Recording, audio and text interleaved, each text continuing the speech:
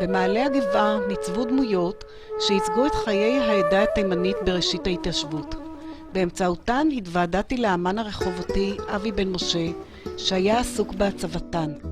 פגשתי אישיות ססגונית ומרתקת שמשכה אותי להכיר יותר מיהו אבי בן משה. מסתכלים ככה מסביב על הקירות, בעצם רואים את אבי האמיתי. איש שנוגע בכל, עושה את הכל, והוא עושה את הכל בכל התחומים. אבי, אומן של הטבע והדמיון, חי בתוך יצירותיו. מפלים, ציורים, עבודות מתכת, תכשיטים וזכוכית, מתערבבים זה בזה בביתו. מי אני? בן אדם רגיל פשוט מהיישוב. משפחה מרובת ילדים.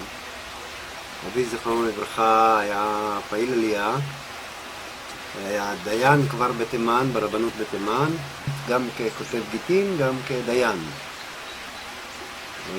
ובבית הוא עבד בכתיבת סתם, ספרי תורה, מזוזות, לפי ההזמנה. האחים שלי התפתחו מאוד, אם זה באמנות, ספרות, קליגרפיה, ציור. אני לא הייתה לי סבלנות. הייתי קצת יותר מתוזז, כי אוהב לרוץ הרבה, לקפוץ הרבה, להשתובב הרבה. כבר בגיל צעיר אהבתי יותר את החומר, את התלת ממד. גיל 10 חטפתי גם שיתוק ילדים. הייתי מאושפז חצי שנה, הייתי משותף. אחרי חצי שנה יצאתי מבית החולים. המחלה שלך השפיעה, אתה חושב? היא השפיעה על הרצון שלי, כן, חיזקה אותי מאוד. עקב מות האב והחיים המסובכים בבית, נאלץ כבר בגיל צעיר לדאוג לקיומו. לא למדת בבית ספר? בבית ספר אני כבר נפלטתי בגיל 9. יצרתי את העולם שלי, את המשחקים שלי, הדמיון שלי, והגיבורים שלי היו מתוך התנ"ך, מתוך המיתולוגיה, הם לא היו גיבורים גם לא של היום. והדמות הראשונה שפיסלתי בגודל טבעי, פשוט ניגשתי אליה ישר, זו הייתה קדיה, הפסל שלה פה בחצור. וכשאמא שלי לא הייתה כאן, אז היא הייתה תופסת אותי ולוקחת אותי אליה הביתה, ומשיבה אותי ליד הטבון שלה, ושמה בצק, שמה פיתה בטבון, הופעה לי פיתה, ואחר כך שמה על זה צלי של כבד וכחול ולבבות. אחר כך התחלתי שם את דוד, ובשלב מסוים עצרתי, אמרתי, טוב, אתה לא צריך יומרות גדולות, תעזור. נחזור למיצב.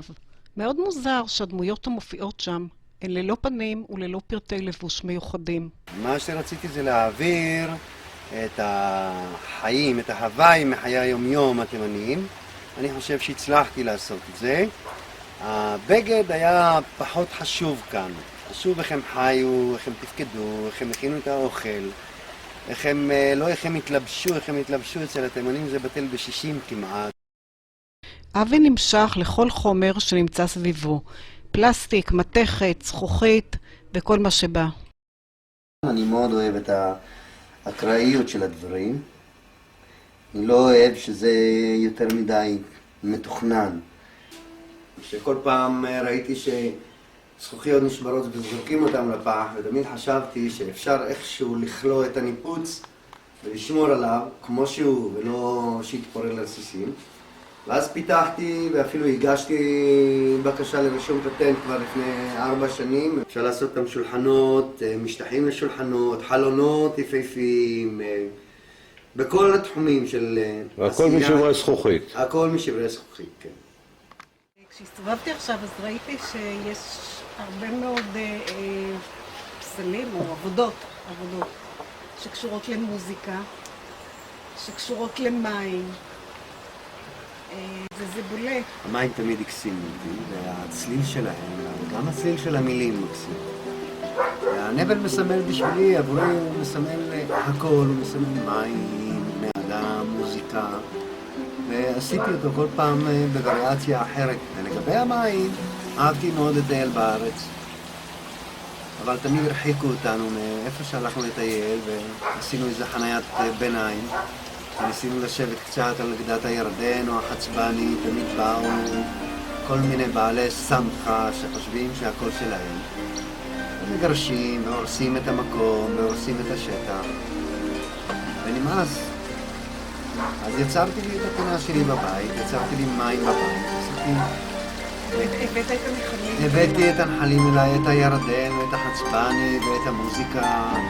במשך המון שנים קיימתי פה הרבה מוזיקה, מפגשים של אמנים ומוזיקאים מכל הארץ וכל העולם, לאט לאט, מפה לאוזן.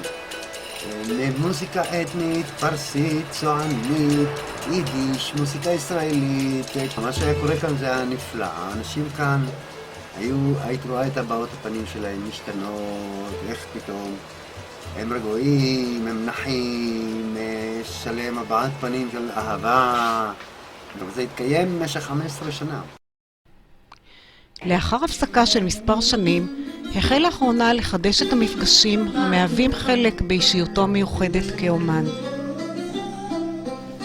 כותב בן דרור ימיני, בבית קסום, בשכונה קטנה, בביתו של האמן אבי בן משה, נוצרת התרבות הישראלית החדשה. חבורה של ישראלים ושאינם ישראלים, בני כל העדות, המגזרים והגילים, באים עם או בלי כלי נגינה כדי ליהנות מאימפרוביזציה מוזיקלית, ומצליחים לשלב בין מזרח למערב, קלאסיקה פרסית לאופרה ומוזיקה חסידית. פסנתר ודרבוקות, חלילים וכינורות, ג'חנון תימני וצ'ולנט אשכנזי יוצרים את ההרמוניה הכי אמיתית. כל הבא ברוך הבא, הכל בחינם. מי שרוצה מביא איתו משקה או עוגה או תבשיל.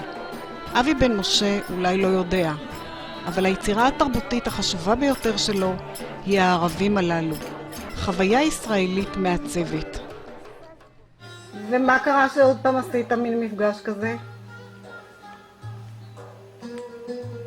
שאלה חשובה שם. אני יודעת. א', גם אני התגעגעתי וגם כל החברים התגעגעו למפגש. כשהם מדברים על הבית, על המפגשים שהיו כאן, אם את פוגשת מישהו בעיר או שהם נפגשים איפשהו, אז כשהם מדברים, אז את רואה איזה העיניים שלהם נוצצות, נזכרים בעיניים נוצצות. אחד הדברים היותר טובים שיש לי, והדבר אולי הכי טוב שקרה לי, אולי בגלל האישיות שלו, בגלל המבנה שלו, בגלל החוכמה שלו, נורא כיף להיות פה, הוא משרה המון רוגע. אני אגיד לך יותר מזה, שאני רוצה לקבל אנרגיות גם אני מגיע לבית הזה. תשמעו, הערב הזה זה ערב שאנחנו כבר מנסים לקדם אותו כבר המון זמן, ומנסים לחבר בין שני דברים מאוד יקרים. בין אדם לכינור. הבן אדם קוראים לו סיירוס. זה האיש הכי יקר שיש עלי אדמות. שיודע להצחיק אותנו בבדיחות, ואחרי זה להביא לנו דמעות עם הנגינה שלו. החלק השני זה הכינור שאבי יצר אותו. מעשה ידי אומן מדהים. ואבי כבר המון זמן רוצה להעניק לסיירוס את הכינור הזה. וזכיתם.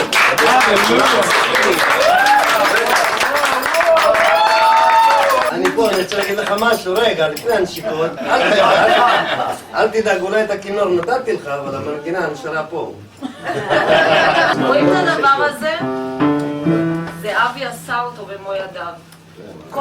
כל מה שקורה פה, כל מה שיש פה, כל מה שאנחנו מכירים זה אבי והגלריה שלו. אני הקמתי עמותה לפני 7 שנים לקידום אמנות ואמנים, בגלל שהיו לי קשיים גדולים מאוד בתחום הזה של אמנות, להציג או להיחשף או לעבוד בכלל, להמשיך ולהתפתח לעבוד. והחלטתי שאני מקדיש את הבית שלי לאמנות, והבית שלי יהיה גלריה, וכל אמן באשר הוא, לא חשוב מאיפה הוא בא, אם הוא ערבי או דרוזי, גרוזיני, זה לא משנה. יש לו אמנות, הוא רוצה להציג, כאן הדלת פתוחה תהיה בלי שיקולים זרים, בלי שום דבר, נטו אמנות. חצי איוב, האם רק במקרה השלים את החצי הטוב וזרק בצד את החצי הרע? הוא מסמל לנו איוב, הוא האמין, הוא המשיך להאמין עד הסוף. זה העניין, להאמין עד הסוף במה שאתה עושה. אם אתה מאמין עד הסוף במה שאתה עושה, אתה עושה את זה טוב. בדרך שלך, זה לא חשוב. אם זה לא מוצא חן בעיני מישהו, זה לא מעניין. זה מעניין מה שאתה רוצה. אני לא יכול לחיות בלי לעשות.